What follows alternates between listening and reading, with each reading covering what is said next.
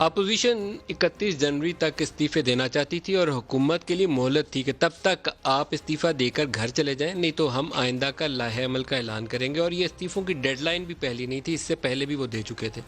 لیکن اپوزیشن کے اندر اتفاق رائے نہیں ہے.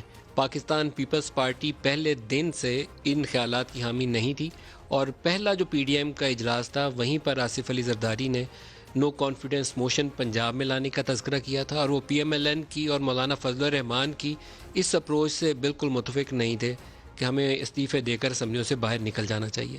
لیکن اس تمام عرصہ پی ڈی ایم کی سیاست کا محور ایک ہی چیز تھی کہ ہم استعفے دیں گے اور حکومت کو گرائیں گے، اور اتنی دفعہ بیانات دیے کہ ان بیانات سے اب ان کے لیے واپس نکلنا بھی مشکل ہو رہا ہے. اور حکومت کے وزیر مشیر اور خود وزیر اعظم اب ان کو للکار رہے ہیں کہ آپ تو استعفوں کی رٹ لگا کر بیٹھے تھے کہ منہ پہ استعفے ماریں گے، تو وہ کہاں ہیں استعفے؟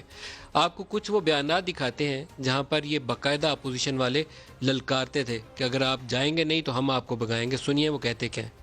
استعفے اٹھا کے ان کے منہ پر مارنے چاہیے، یہ پڑے تمہارے استعفے ہمارا ایٹم بم ہے.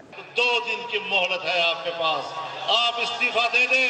ابھی ہم نے باضابطہ استعفے نہیں مانگے، یقین مانو میرے گھر استعفوں کے انبار لگ گئے. 31 جنوری تک عمران خان صاحب کو مستعفی ہونا پڑے گا. جب تک اس حکومت کا تختہ نہیں الٹیں گے اس وقت تک ہم چین سے نہیں بیٹھیں گے. جمع ہو رہے ہیں، استعفیٰ جمع ہوں، استعفیٰ بھی انکلوڈ ہوں گے. پڑے تمہارے استعفے کرو قبول نہیں. اگر سندھ حکومت کا اور نیشنل اسمبلی کے قربانی دینا پڑے اس ملک میں جمہوریت کے بحالی کے لیے، تو پھر ہم وہ قربانی دینے کے لیے تیار ہیں. پوری قومی قوت کے ساتھ اور عوامی قوت کے ساتھ اس سیلاب کو آگے بڑھانا ہے. یہ باتیں تو بہت کر لیں لیکن عملی وقت پہ ابھی تک ان کے اندر اتفاق نہیں ہے، اور انہوں نے لانگ مارچ کرنا ہے، استعفے دینے ہیں، سینٹ کا الیکشن بھی لڑنا ہے، بائی الیکشن میں بھی حصہ لینا ہے. یہ ساری چیزیں بیک وقت ہو نہیں سکتی. وہ کون سا ایسا جادوئی طریقہ کار ہوگا کہ یہ سارا کچھ کر گزریں گے.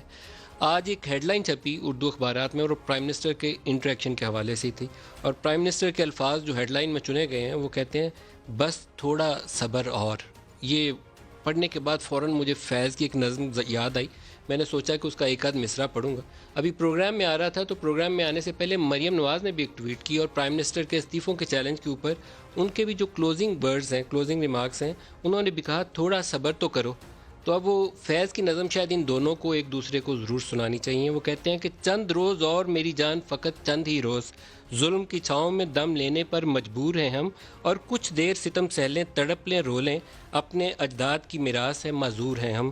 جسم پر قید ہے، جذبات پر زنجیریں ہیں، فکر محبوس ہے، گفتار پر تعزیریں ہیں، اپنی ہمت ہے کہ ہم پھر بھی جیے جاتے ہیں. زندگی کیا کسی مفلس کی قبا ہے جس میں ہر گھڑی درد کے پیوند لگے جاتے ہیں. یہ پاکستانیوں کے حالات بھی کچھ اس سے مختلف نہیں ہیں، لیکن سیاستدان اپنی اپنی سیاست میں مصروف ہیں، اس کے علاوہ شاید ان کی توجہ بھی نہیں ہے. پرائم منسٹر نے جو کل انٹریکشن کیا اس میں اپوزیشن کے لیے وہ اپنے روایتی جملے چور اور ڈاکو، اس کے اوپر ان کا زور برقرار ہے. دکھائیے گا جی. ارے ملک کے بڑے بڑے ڈاکو اکٹھے ہو کے یونین بنا کے اور میرے پہ پریشر ڈال رہے ہیں 2.5 سالوں سے کہ جی ہمیں این آر او دے دو. میں نے جس دن ان چوروں کو این آر او دے دیا نا، یہ یاد رکھنا، میں اس ملک سے سب سے بڑی غداری کروں گا. جو ان 2 بڑے ڈاکوؤں کو 2 این آر او دیے، وہ آج ہم بیٹھے ہوئے ہیں جو بھگت رہے ہیں. وہ فورن فنڈنگ ایک اور لٹکتی تلوار ہے، اس کے اوپر پرائم منسٹر کیا کہتے ہیں؟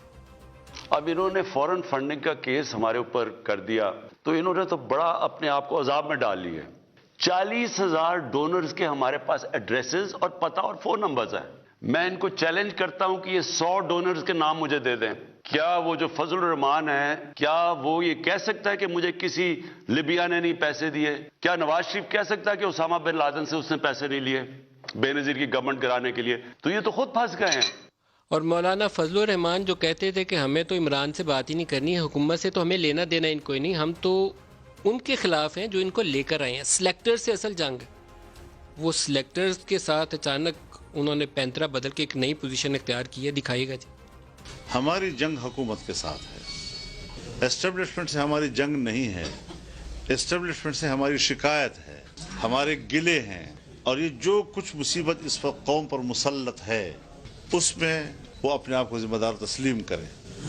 پاکستان میں مہنگائی بھی ہے پاکستان کے اندر وہ تمام گورننس کے جو پاسبل ایشوز ہو سکتے ہیں وہ بھی ہیں، لیکن اپوزیشن یکسو نہیں ہے کہ وہ کیا چاہتی ہے. اقتدار لینا، اس کے لیے طاولہ ہونا، وہ کوئی بہت اچھی اپروچ نہیں ہوتی. آپ کو حکومت کو مشکل ایشوز کے اوپر اور ان کی کمزوری کے اوپر، گورننس کے ایشوز کے اوپر، کرپشن کے اوپر 7 پوائنٹس ڈکلائن آئی ہے آپ کی ٹرانسپیرنسی انڈیکس کے اوپر. آپ کے LNG کے، شوگر کے، ویٹ کے ایشوز آج بھی اتنے ہی بڑے کھڑے ہیں، لیکن فوکس اس پہ نہیں ہے. تتر بتر ہے، 10 بندے اس کو مل رہے ہیں، 10 بندے اس کو مل رہے ہیں.